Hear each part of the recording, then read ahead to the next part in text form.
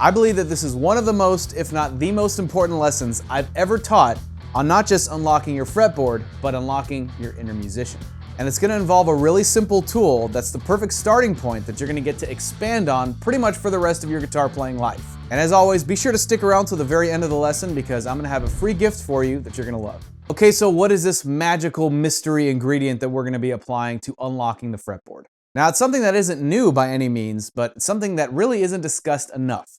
And that is the use of triads, or fragments of chords, particularly the three fundamental notes that make up a chord. And we're going to be focusing on major and minor for this, which consequently covers most musical ground in general. So I'm going to demonstrate this idea with something really simple, just two chords, G and A minor. G being the key of this whole thing that we're going to be doing, and A minor being the 2 minor chord. Okay, so we're covering major and minor in terms of triads and their shapes.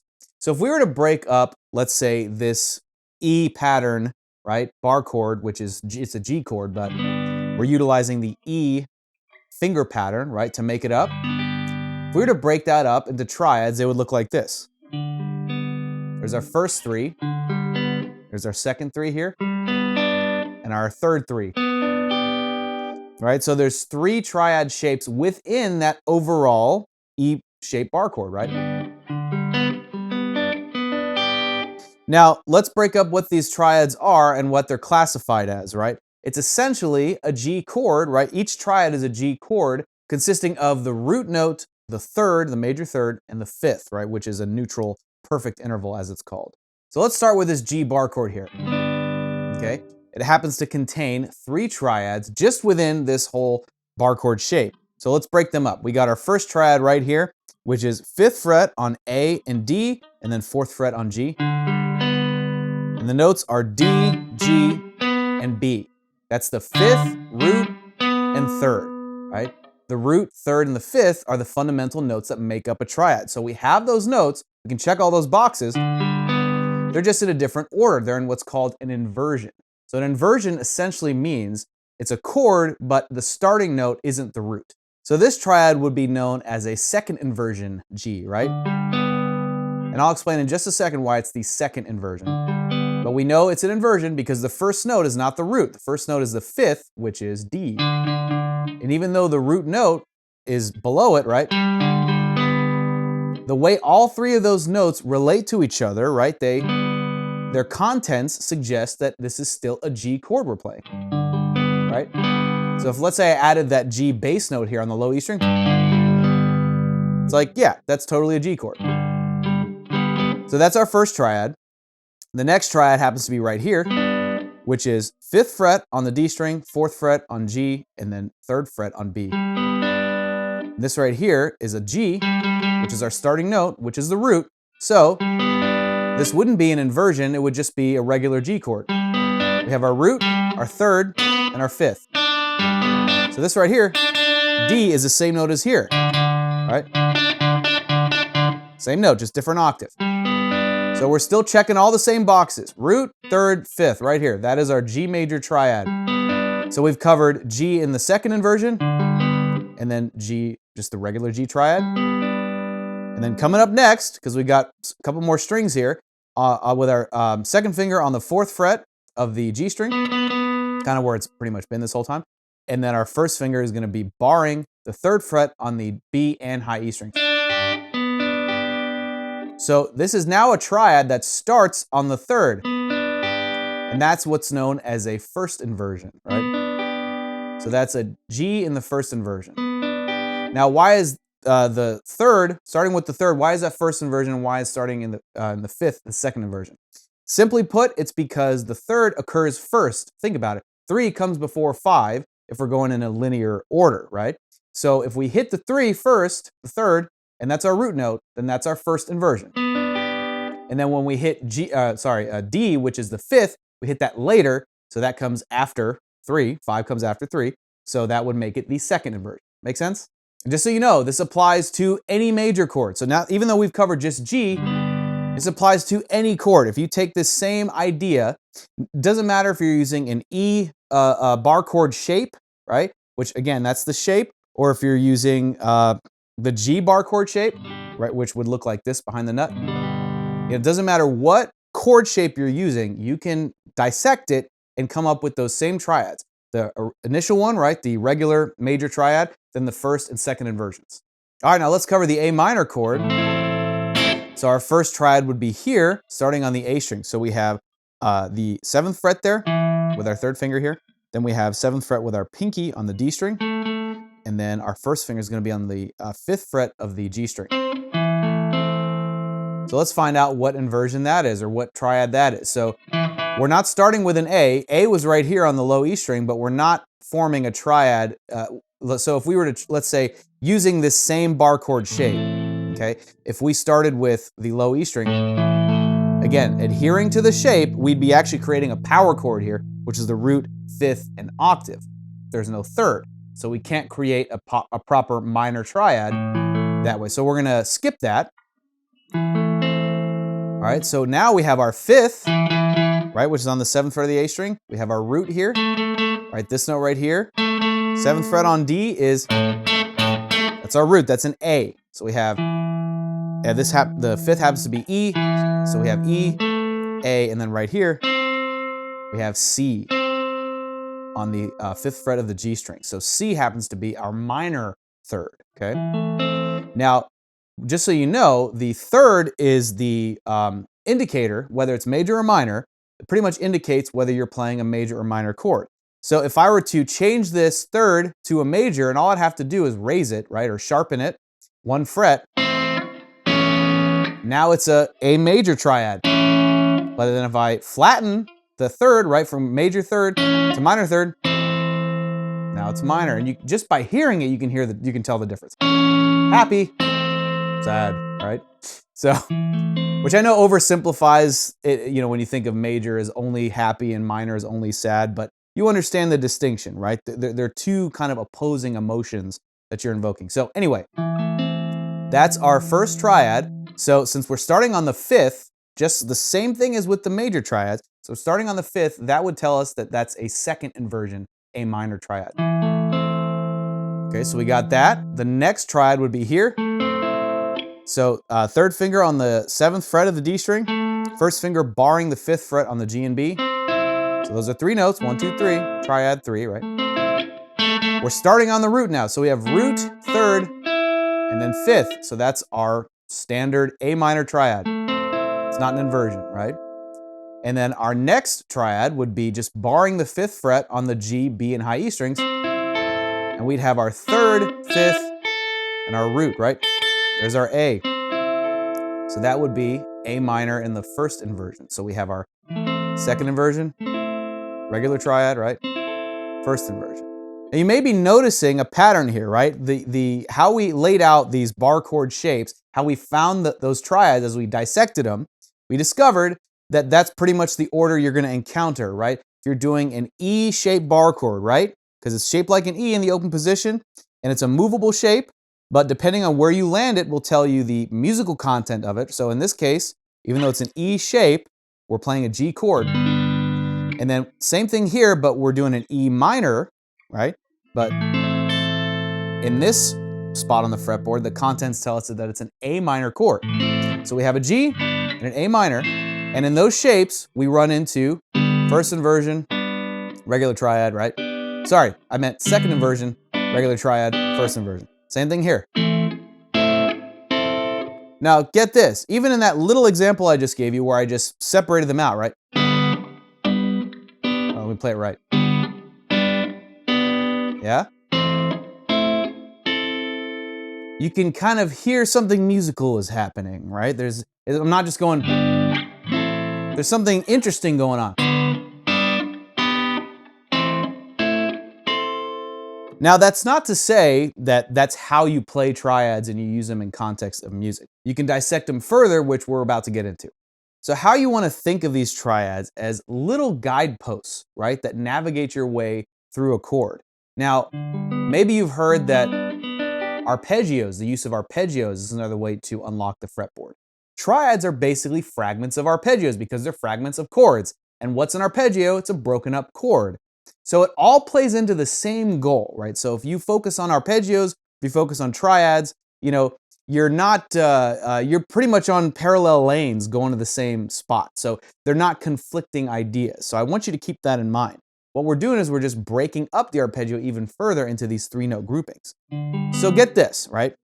If I were to, like I said, play, let's say the root note, let's say that's our bass note, right? And then play it in relation to the triad. So starting with that second inversion triad here in G, right?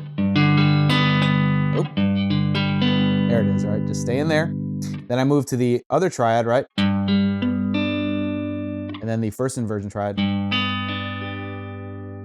So with those triads over the root note played as a bass note, we can hear how they work, right? They musically work. What does that tell you? That if you're ever in the situation where you're playing in G major, particularly if you're playing over the G major chord, you're going to be hitting 100% the right notes every time. And the same rule applies for the minor chord, right?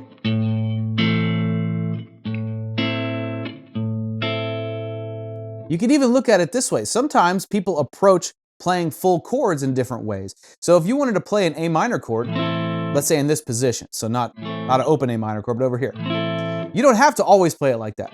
I've seen players play it like this, where they're essentially playing that the second inversion with their thumb over the bass note, or doing it like this, where they're trying to reach, you know, higher timbre, right? Maybe a brighter timbre because you're getting higher octaves of notes. All of these are the A minor chord. They're just different ways of playing it. If you omit certain notes, it's okay so long as the root and third and fifth are present. And hey, by the way, if you're getting a lot of value out of this lesson, be sure to hit that like button and consider subscribing to our YouTube channel. It really helps us out and it lets me know that you're enjoying these lessons and you want me to bring you more, which is what I'd love to do. So thanks in advance and let's get back to it. And that's actually the boring part. We've now gotten that out of the way as far as understanding why these are important and how they can help us. I'm going to use a very classic example to demonstrate how triads can form iconic melody lines. At least I hope this melody line is still iconic.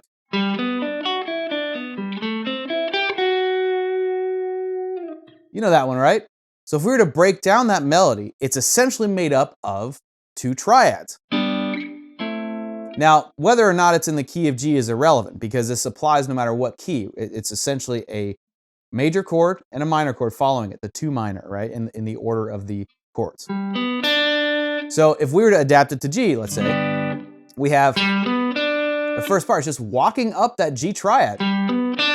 Now, it is a major 7 triad, or a major 7 chord that's being played. So there is an additional note, but we pretty much climb up that triad, and we hit that note, or you could also play it here on the B string. And then we have, or we're kind of arpeggiating, all right? This is a good example of how triads being used in an arpeggio sort of way, because an arpeggio is it also describes a way of playing it, right? You're breaking up each individual note, right? And then we walk up to another triad, which is the A minor triad. In this context anyways, right? In the context of the key of G. So if you look at it, like 95% or more of this whole thing is just triads. There's just 2 additional notes that are borrowed from scales, right? That kind of weave it together. This note and this. This note also played here. All right, so those 2 notes are the only ones that are outside of the actual triads, right? That's outside of it. Then we go here. So this note right here is within the A minor triad. So that counts, right? All right, then we'll bring that back. You know, it's going to the root essentially, which actually, I mean, technically we already played it. We just played it, you know, an octave lower. But it's really focusing on that major 7 note, gives it that kind of jazzier sound. Right? But it's triads that make up the whole thing. So you understand my point here is that iconic, immediately identifiable melody, right, is just made up of 2 triads, 2 chords. It's not difficult. They're just very cleverly woven together with really just 2 additional notes. But to use a more contemporary example, okay, let's just say we're playing a regular kind of soulful pop-like tune that's like G, A minor, C, which would be a 1, 2, 4, 5 chord progression. You don't have to know exactly what that means. That's in reference to the Nashville number system, but it is a very valuable tool in not just guitar playing, but understanding song structures and stuff like that, right? So, for those of you who are hip to it, if you know that's the 1 chord, that's the 2 minor, right? And we have 4 and 5. Maybe you're familiar with 1, 4, 5, which is what's included in there. We're just throwing in that 2 minor. And it's 2 minor because it's the 2 chord, right, in the order of the scale, but we're making it minor. So that's why we classify it as 2 minor. All right, so let's take those 4 chords. We already covered 2 of them, right? We have right? And we don't even need to focus on every triad for now, right? If this is a concept that's new to you. Start with just the regular triad, just like in the Mr. Sandman melody, right? And then just those are more than enough for you to create some pretty killer musical ideas. So now let's find the triads that we can use for the C and D chords here, right? Which I'm playing in a bar chord shape, but adapted to C and D. The triad that works great here, since we're going to stay within, just to start, we're going to stay within the D, G, and B strings here. We're going to use these triads, which is just barring. So if we're doing a major triad for C, right, we're just going to bar across the 5th fret here, the D, G, and B strings. And if you want to know what triad that is, we're starting on the 5th. So we have 5th, root, 3rd. That would make this a C in the 2nd inversion. Okay, this is a little fun fact there. And then if we were to play it over the 5 chord, we just take that same shape that we just did for C and then move it up 2 frets. 1, 2. Now on the 7th fret of the D, G, and B strings, now we're playing a D chord in the 2nd inversion. So we have our G triad, A minor triad, and we have our C in the 2nd inversion, and then our D in the 2nd inversion. More than enough musical content to create a melody. In fact, we can even just dissect it even further. And instead of utilizing all 3 notes in the triad, let's start with just using 1 note in each triad, right? This is how you can weave melody together that doesn't even require using the whole chords. And so I'm going to show you how we can kind of build on these triads, starting with just a single note. So I'm going to play a loop of that chord progression and show you how a single note melody that just focuses on landing on notes within the triad for each chord will actually create something, maybe simple and basic, but very musical and sounds right 100%.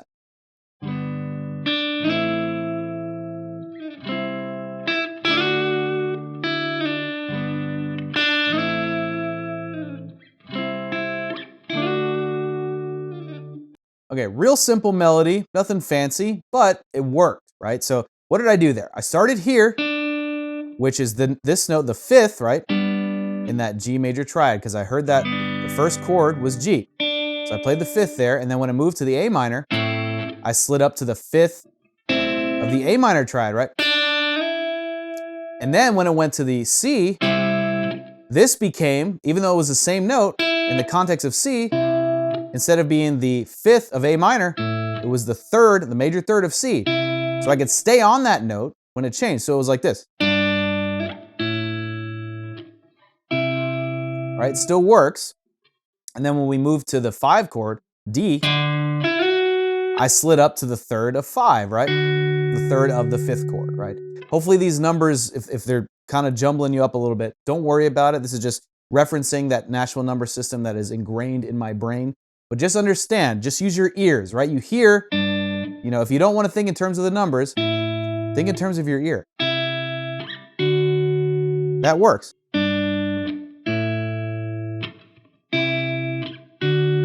Now, it's basic, but it works. So we're starting here just to train your ear, right? Essentially opening up a line of communication from what your ear is hearing to what your hands are doing.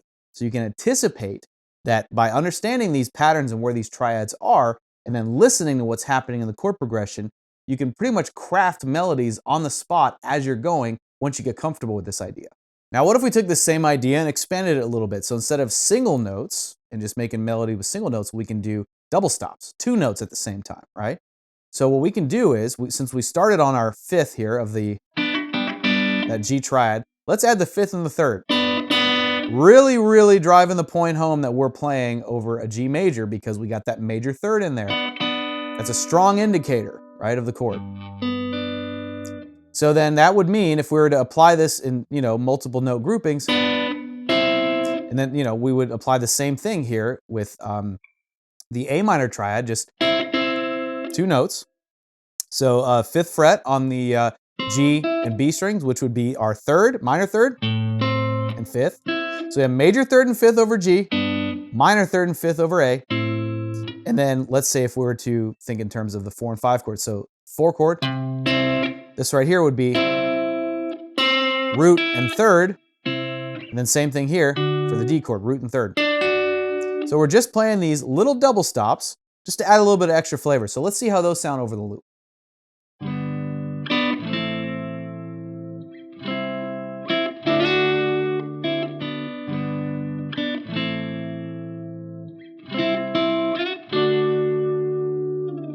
Okay, still basic in terms of the movement, but everything worked, right? So this is just, again, to drive the point home that if you utilize these chord tones, right, these notes that make up the chord, and you time them properly over the chords that are changing in the progression, then you can literally never play a wrong note no matter what you do, as long as you're playing the right notes. And I say right notes to just refer to how we're checking all the boxes here with including root, third, and fifth over each of the chords, or at least any combination or order of them.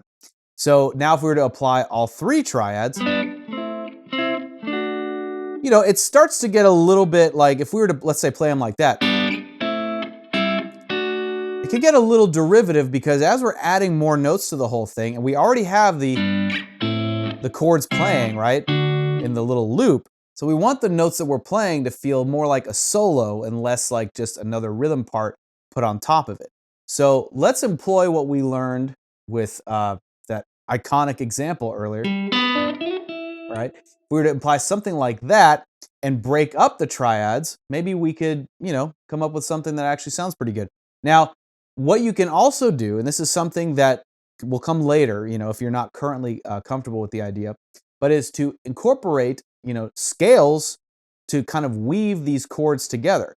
That's kind of the great thing, when it comes to having endless musical ideas, is utilizing the tools that you have available to you. You understand your triads and you can use them just like you can use arpeggios.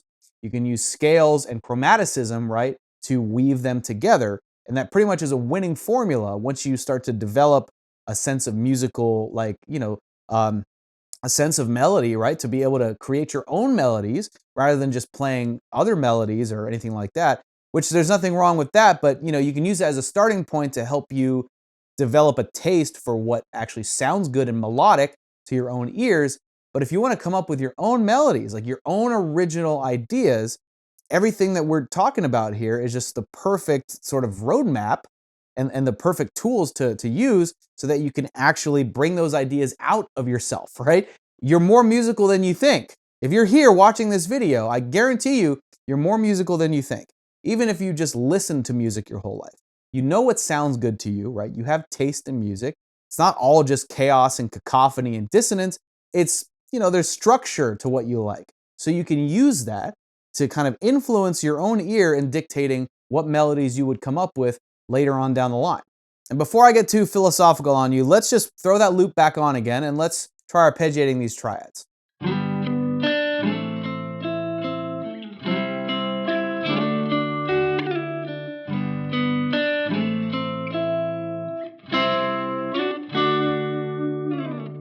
So in that example, I kind of applied everything we've covered so far, right? I did the arpeggiating triads, right?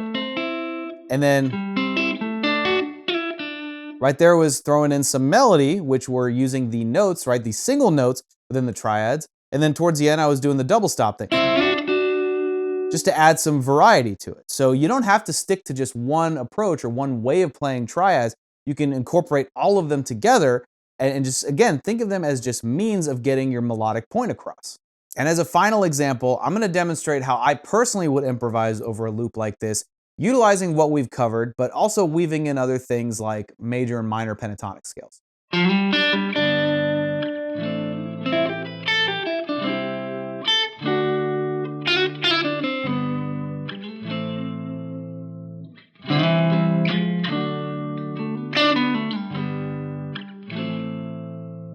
So in that example, I was just focused on crafting melodies that outline the chords and made sure that every note that I landed on totally worked with whatever chord was playing at the time in the progression. And by the way, you've ever heard of the concept of playing over chord changes? Well, that's it right there. By definition, using triads to outline chords in a progression to craft melodies is playing over chord changes. So you've just been given a simple but powerful tool that unlocks the fretboard and your inner musician. You are no longer confined to just playing one or two scale patterns when you're improvising over a song or a chord progression. And right now you're in the perfect position to take this to the next level. I'm talking past the point of just being introduced to this concept and on your way to mastering it. Remember that free gift I was telling you about? Well, that happens to be the very thing that's going to get you there, and I got it right here. This is my trusted and proven system called the Fretboard Conveyor Belt. This little thing right here has already helped thousands of guitar players all around the world learn the fretboard like the back of their hand, and it's yours 100% free. So be sure to click here to claim your copy or check that link in the description box. And with that, I want to thank you for hanging out with me today. I hope you've enjoyed this lesson as much as I've enjoyed bringing it to you. I'm Eddie with Guitar Mastery Method, and I look forward to seeing you in that next lesson.